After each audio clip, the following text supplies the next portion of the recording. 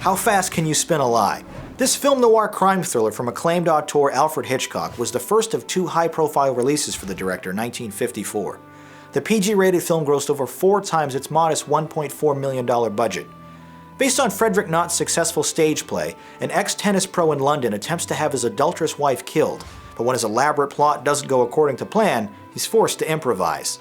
Ray Milland stars as a scheming and scorned husband who invites an old college friend, Anthony Dawson, to his flat under false pretenses. With a dispassionate demeanor and unchanging inflection, he lays out a long yarn about his wife's extramarital affairs. Throughout this compelling monologue, the camera remains fixed on him as he moves about the one-room set. But as soon as he declares his intention to have his wife killed, the scene abruptly cuts back to his guest's shocked reaction. With these telling glances and careful blocking to illustrate which player is the dominant speaker, this entire scene is simple stagecraft in its purest form. You can't help but listen intently as both actors effortlessly voice their ideas and hesitations concerning the titular plot. For nearly 30 minutes, Dial M for Murder is nothing more than two guys politely conversing in a garden-level apartment, but it's incredible how dramatic and tense this sequence is. Aren't you forgetting something?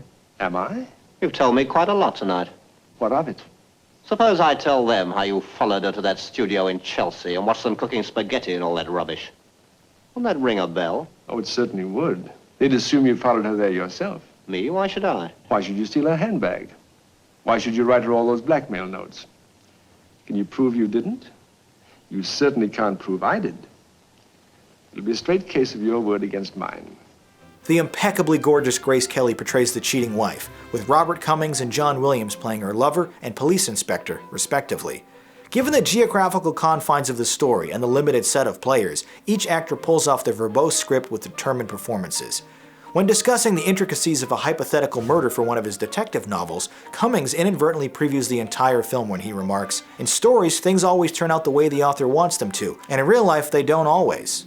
The 1 hour and 45-minute feature is ultimately a story about how even the most well-crafted and carefully constructed lies can unravel with the smallest of details, which happens to include several major developments that rely on separate people owning identical-looking latchkeys and raincoats.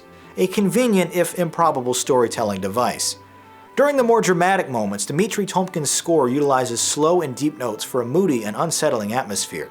For those looking for slightly more excitement though, a modern remake starring Michael Douglas and Gwyneth Paltrow titled A Perfect Murder is pretty entertaining as well. But for old-fashioned drama, Dial M for Murder is a quintessential stage thriller that'll keep you on edge. And an awesome movie. That does it for this individual review, but if you'd like to watch full episodes of Movie Night and submit your own reviews to be included on the show, please visit the Jogwheel YouTube channel. My name is Jonathan Paula, thanks for watching, and have a good movie night.